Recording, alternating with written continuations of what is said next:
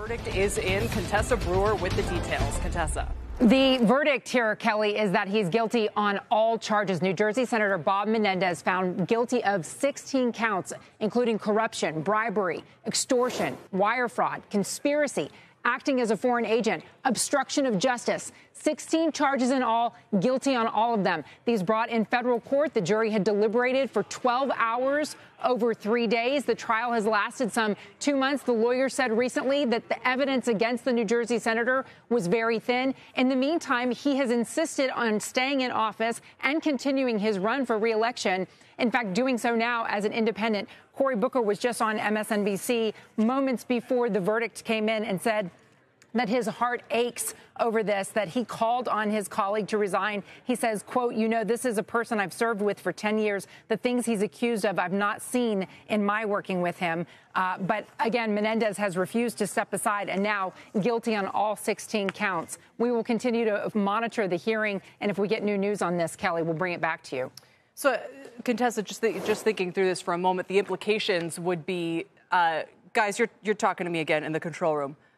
Contessa, in this case, Senator Menendez is not required to step down, as I understand it. He would have to resign, or the Senate could require him if they get a 2/3 vote. So they'd probably keep their balance of power even if he did. Democrats, independents 51. I think it is Republicans currently 49. So the Democrats have a rule, and this is what forced the senator to step aside from his position on the Foreign Relations Committee, and that happened as soon as he was charged. But the rules do not require him to step aside until this point. So let's see what he does now. Let's see now that the guilty verdict comes in. He has shown himself to be defensive and insistent on his innocence and willing to fight. So he may decide that he's going to continue with the run, continue to serve, and try to institute an appeal here. But remember, this is his second trial on federal corruption charges. He was also charged he had a trial in 2017 that ended with the jury saying that they couldn't get to a decision. There was a mistrial there.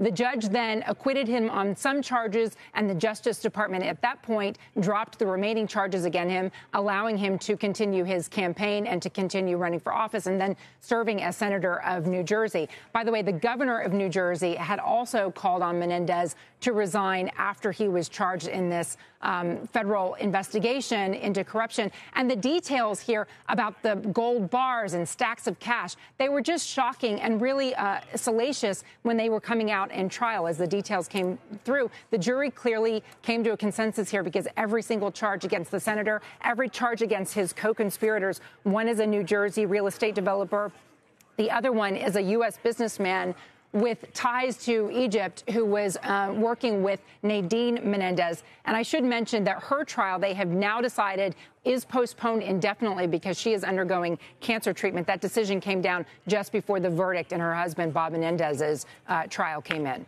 But he's up for re-election right now. So if there were a Republican challenger, that would be probably the only way the seat flips, if that Republican somehow gains the seat. Otherwise, if someone's appointed as his replacement, Democratic governor, probably a Democratic person.